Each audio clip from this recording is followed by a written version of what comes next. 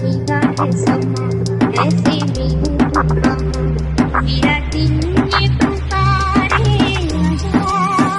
अच्छा ठीक है समझ गया ठीक है।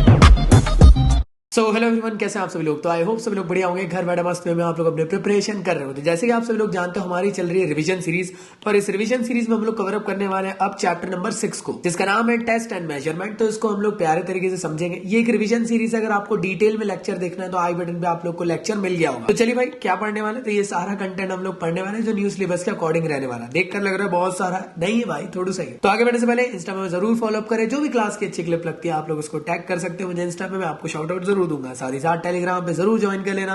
क्लास की सारी अपडेट्स आप लोग को मिलते रहेगी। साथ में अकेडमी में ज्वाइन कर लेना, क्योंकि यहाँ पर ढेर सारी फ्री क्लासेस में लेकर आया हूँ। जैसे कि आप सभी लोग जानते हो आज के दिन 7:30 PM को आप लोग का सेशन होने वाला है, जहां पे हम लोग कवर अप करने वाले हैं 4th, 5th, 6th के one of the most important MCQ questions जो एग्जाम में लिटरली आ सकते हैं। तो ये 3 चैप्टर के या 3 यूनिट के मैं आप लोग को टॉपिक पढ़ाने वाला हूँ। तो लिंक डिस्क्रिप्शन में गिवन है, जल्दी से ज्वाइन कर लेना और लेट मत करना। और हाँ, रिकॉर्डेड भी क्लासेस अवेलेबल है आप लोग को, जो लिंक डिस्क्रिप्शन में गिवन है उससे जाके आप रिकॉर्डेड भी बाद में देख सकते हो, कोई दिक्कत नहीं है। इन्विटेशन कोड मांगे तो भैया का नाम लिख देना जकी, और आप लोग की क्लास एनरोल हो पाएगी। चलिए भाई आगे बढ़ते हैं। आगे बढ़ने से पहले अगर आप लोगों ने मेरी बुक नहीं ली है तो बुक ले सकते हो। आप लोग को गूगल बुक्स के अंदर ये 120 रुपीज की मिल रही है, बहुत ही कम दाम के अंदर। तो आप लोग गूगल बुक्स के थ्रू ले सकते हो। मैं उसके लिंक भी डिस्क्रिप्शन में डाल दूंगा, जिसके थ्रू आप लोग बुक रीड जरूर कर लेना। इसके अलावा नोट्स डाउनलोड कर सकते हो मेरी वेबसाइट से। और चलिए बढ़ते हैं आगे की तरफ। तो चलिए जानते हैं सबसे पहले टॉपिक को, जिसका नाम है फिटनेस टेस्ट। और ये हम लोग पढ़ने वाले किसके according, SAI Khelo India fitness test के अकॉर्डिंग। देखो भाई, तो आखिर फिटनेस क्या होता है। तो fitness means it is the ability to perform the physical activity of the wide range. तो ये कहलाता है आप लोग का फिटनेस। आज के टाइम में हर स्पोर्ट्स के अंदर फिटनेस होना जरूरी है। बिना फिटनेस के आप लोग पार्टिसिपेट नहीं कर पाओगे इंडिविजुअल स्पोर्ट्स के अंदर, भले ही आप लोग को इंडिविजुअल स्पोर्ट्स कितना भी अच्छा आता हो। फिटनेस अच्छा रहेगा तो आप लोग का स्किल डेवलप होगा, आप अपने आप को और ज्यादा ग्रूम कर सकते हो उस स्पेसिफिक स्पोर्ट्स के अकॉर्डिंग। तो एक्चुअल में यार किसी भी इंडिविजुअल की फिटनेस को चेक करने के लिए हम लोग अलग अलग एज ग्रुप के अकॉर्डिंग डिफरेंट एक्सरसाइज करवा के चेक कर सकते हैं कि उनकी एंडोरेंस कितना है, स्पीड कितना है, फ्लेक्सिबिलिटी कितनी है, एजिलिटी कितनी है। ये सभी चीजों को चेकआउट किया जा सकता है। तो एक्चुअल में हम लोग 2 इसमें पार्ट में डिवाइड करने वाले पोर्शन को।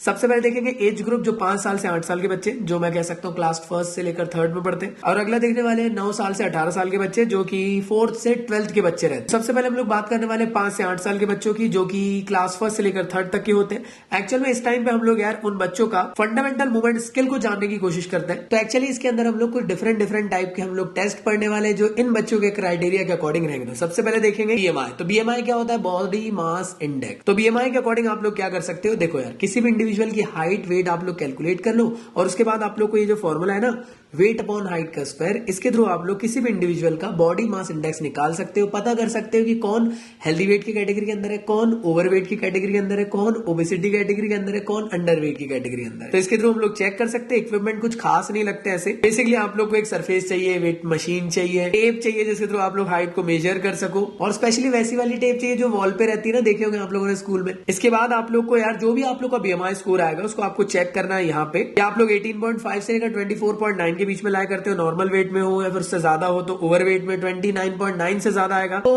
आप लोग ओबेसिटी की कैटेगरी के अंदर आते हो। 18.5 से अंदर आएगा तो भैया क्या, उसके लिए अंडर वेट कहा जाता है। इसके बाद अगला होता है कि जिसके थ्रू हम लोग उनकी स्पीड और कोऑर्डिनेशन को पता कर सके। स्पेशली यार इसका मेन पर्पस क्या है कि जो उनकी लिम्स है, मतलब हाथों के मूवमेंट को सही तरीके से पता करना कि क्या कितने स्पीड से लोग कर पा रहे। देखो बहुत ही बेसिक सी ये प्रोसेस है। देखो ये टेस्ट को कुछ इस तरीके से परफॉर्म करना रहता है, जो ये आप लोग को ब्लू कलर का दिख रहा है वहां पे आप लोग को हाथ को स्टेशनरी में रखना है, और अपने हाथों को तेजी से ऐसा tap tap tap tap tap tap करते हो। चल एक बार टैप इधर, एक बार टैप इधर, एक बार, तो ऐसे में काउंट किया जाएगा।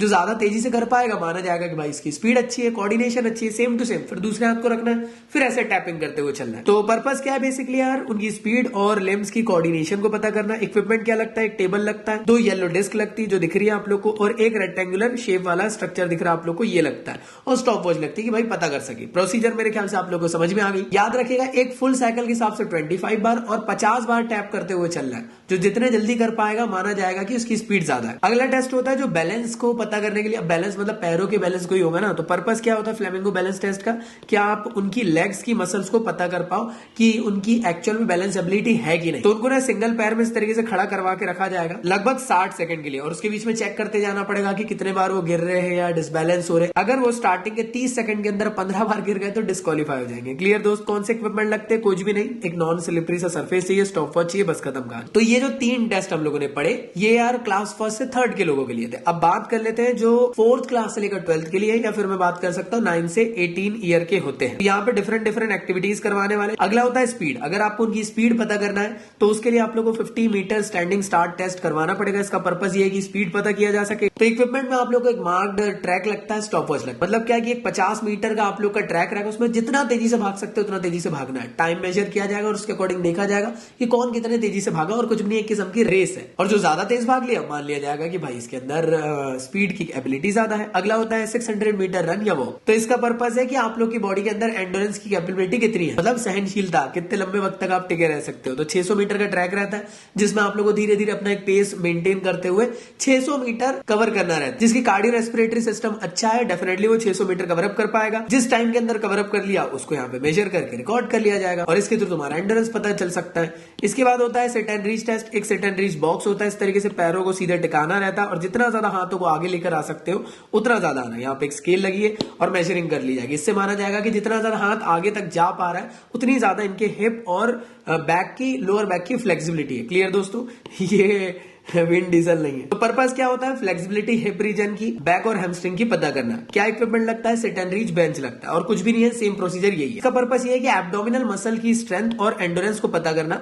बेसिकली एक फ्लैट सरफेस की जरूरत चाहिए, उसके ऊपर आप लोग को योगा मैट बिछा देना है और देख रहे होंगे जैसे आप लोग जितना ज्यादा हो सके पैर को ऐसे रखना और जितना ज्यादा हो सके ऊपर उठने की कोशिश करना। देखो 3 सेकंड में इसको करना है, आप लोग ऊपर उठोगे 1.5 सेकंड में, फिर यहाँ पे पॉज लोगे, फिर 1.5 सेकंड में नीचे, इस तरीके से। सो जितने ज्यादा पार्शियल कर्ल अप्स मार सकते हो उतने ज्यादा मारते रहना है। तो जब आप एग्जॉस्ट हो जाओगे उसके बाद रीडिंग ले ली जाएगी और देखा जाएगा कि भैया आपने कितना अच्छे से किए हो कि नहीं किए हो, और उसके बाद आप लोग को बताया जाएगा आप एवरेज कैटेगरी के अंदर हो, बिलो हो या फिर अबव एवरेज कैटेगरी के अंदर हो। अगला होता है पुशअप टेस्ट। तो पुशअप टेस्ट बहुत बेसिक सी एक्सरसाइज है जिसमें अपर बॉडी की एंडोरेंस और स्ट्रेंथ दोनों को पता किया जा सकता है। फ्लोर मैट की जरूरत है और कुछ भी नहीं। बेसिकली बचपन में जिंदगी में 50 बार तुम लोगों ने पुशअप्स करे होंगे। मेरे को नहीं लगता इसके बारे में तो कुछ बताने की जरूरत है। नया बताने की जरूरत यह है वो है मॉडिफाइड पुशअप्स। इसमें भी यार अपर बॉडी की स्ट्रेंथ और एंडोरेंस को पता किया जा रहा है, स्पेशली फॉर वुमेन। मेल और फीमेल में बस यही डिफरेंट है कि यार यहाँ पे जो आपको दिख रहा है ना, देखो यहाँ पे बॉडी सीधी थी, यहाँ पे घुटने टिके हुए, यही है मॉडिफाइड पुशअप। तो गर्ल्स में आप लोग को घुटने को टिका देना और सेम पुशअप्स की वैसी ही ट्रिक करना, वैसी मेथड रहेगी जैसे बॉयज के लिए रही, लेकिन बस घुटने टिके हुए रहना चाहिए। और जितने ज्यादा आप लोग यार पुशअप्स कर सकते हो उतनी ज्यादा स्ट्रेंथ और एंडोरेंस मानी जाएगी।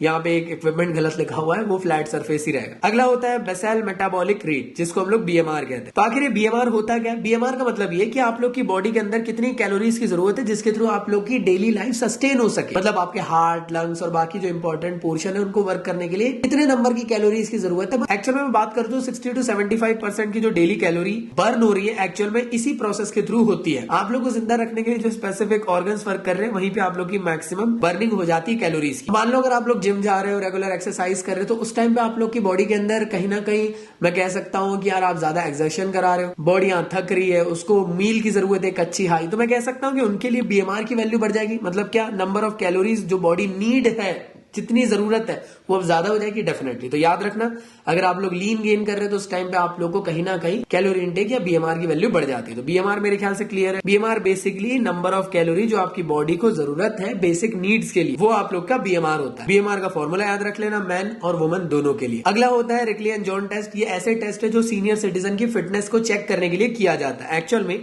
सबसे पहला टेस्ट होता है chair sit and reach test. इसका मेन पर्पस है उनकी लोअर बॉडी की स्ट्रेंथ को पता करना है। तो जैसे आप देख पा रहे हो यहाँ पे एक चेयर चाहिए बिना आर्म्स की और यहाँ पे हाथों को ऐसा क्रॉस करना, उठना है, बैठना, उठना है, बैठना। अब ये कब तक करना चाहिए? तो ये 30 सेकंड तक के करना। 30 सेकंड के अंदर जितने भी उनने रेप्स लिए उसको कैलकुलेट कर लिया जाएगा और ये चार्ट के अकॉर्डिंग देखा जाएगा कि यार वो हेल्दी कैटेगरी के अंदर आ रहे कि नहीं, या फिर वो एवरेज के बिलो में है या एवरेज के अबव में है। ये चार्ट याद नहीं करना है। अगला टेस्ट देखते हैं जिसका नाम है आर्म कर्ल अप टेस्ट, जिसमें कि अपर बॉडी की स्ट्रेंथ और एंडोरेंस को पता कर सकते हैं। यहाँ पे एक डंबल की जरूरत पड़ेगी, 5 पाउंड का डंबल की जरूरत पड़ेगी वुमन के लिए, 8 पाउंड के डंबल की जरूरत पड़ेगी मैन के लिए। ऐसी चेयर जो बिना आर्म के हो और यहाँ पे आर्म कर्ल्स करते हुए चलना है। कितने बार करना है? 30 सेकंड्स तक। यहाँ पे 30 सेकंड्स तक के बाइसेप कर्ल अप्स किए जाएंगे। जितने भी वहां पे रीडिंग आएगी चार्ट के अकॉर्डिंग चेक किया जाएगा और देखा जाएगा वो एवरेज, बिलो एवरेज या फिर अबव एवरेज के अंदर है। अगला है chair sit and reach test. जैसे वहां पे सिट एंड रीच बेंच था तो यहाँ उनके लिए पॉसिबल नहीं है, तो हम लोगों ने एक चेयर का इंतजाम करे और यहाँ पर उनको कहे कि जितना ज्यादा आप हो सके उतना ज्यादा आगे जाने की कोशिश करो।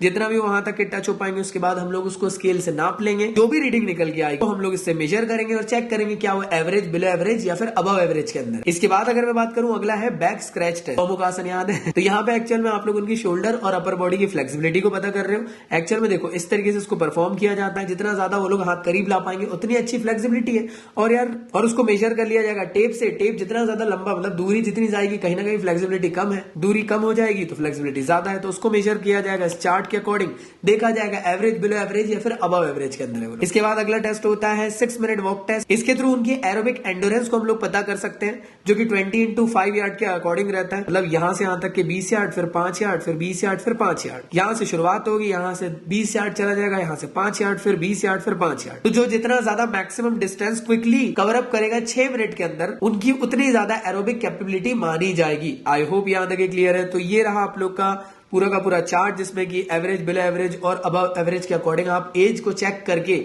देख सकते हो कि उनकी एंडोरेंस की पावर कितनी है। अगला टेस्ट देखते हैं जिसका नाम है 8 foot up and go test. इसके थ्रू आप लोग स्पीड, एजिलिटी और बैलेंस को पता कर सकते हो जब वो मूव कर रहे हो उस टाइम पे। तो देखो करना क्या रहता है, यहाँ पे एक चेयर रहती है और बोला जाता है गेट सेट गो, और जितना ज्यादा तेजी से हो सके कोन से घूमकर वापस यहाँ पे आना। तो इसके थ्रू हम लोग एजिलिटी पता कर रहे हैं उनकी, और कुछ भी नहीं है। इसको लगभग 2 ट्रायल्स में किया जाता है। और याद रखना इस टेस्ट को जितना ज्यादा जल्दी किया जा सकता है उतना ज्यादा बेटर रहेगा। और टाइम यहाँ पे तभी रुकता है जब वो आकर वापस से बैठ जाते हैं। तो फिर इस चार्ट के अकॉर्डिंग देख लिया जाता है कौन कितने सेकंड के अंदर कवर अप किया उनकी एज, और फिर उसके अकॉर्डिंग चेक किया जाएगा कि यार क्या वो एवरेज कैटेगरी के अंदर है, बिलो एवरेज कैटेगरी के अंदर है, फिर अबव एवरेज कैटेगरी के अंदर है। तो यहां से खत्म होता है चैप्टर। आई होप आप लोगों को सभी चीजें क्लियर हुई, और आप लोग मुझे जरूर फॉलोअप कर लेना अनअकैडमी में, टेलीग्राम के चैनल को ज्वाइन कर लेना, इंस्टा में फॉलोअप कर लेना। सारी क्लास की अपडेट मिलते रहेगी। एग्जाम टाइम में मैं बहुत सारी फ्री क्लासेस अनअकैडमी में लेकर आ रहा हूँ। आज 7:30 बजे बहुत तगड़ा सा सेशन है, जरूर ज्वाइन कर लेना। चैप्टर 4, 5 और 6 के one of the most important MCQs cover up करवा के देने वाला हूँ। उससे बाहर आपको कुछ भी नहीं आएगा। बहुत मजेदार सेशन रहेगा, लाइव सेशन है।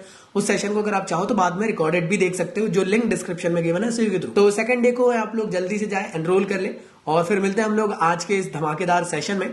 और इसके अलावा काफी सारे ऐसे लोग हैं जो कॉमर्स के हैं और मैथ्स और बायो का पेपर है। तो यार आप लोग के लिए मैंने, यार मेरे एंड से तो मैं कुछ नहीं कर सकता था, बट यार मैंने कोशिश किया आप लोग को कुछ ना कुछ खुश करने के लिए। तो मैंने आप लोगों के लिए लेकर आया ऑल इंडिया मॉक टेस्ट, जहां पे मैथ्स और बायो के एग्जाम से पहले वाले गैप के लिए और कॉमर्स के जितने भी एग्जाम अभी बचे उनके गैप से पहले के लिए आप लोग के लिए एक मॉक टेस्ट, जहां पे आप लोग बोर्ड्स के अकॉर्डिंग का मॉक टेस्ट दे सकते हो। फ्री मॉक टेस्ट है, एग्जाम की प्रिपरेशन को तगड़ा बनाने के लिए रहेगा।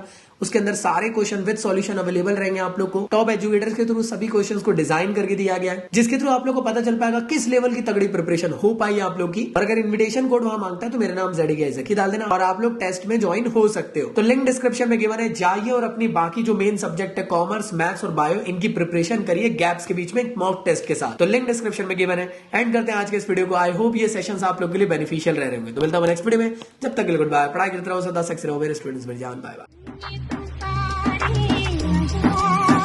अच्छा ठीक है, समझ गया।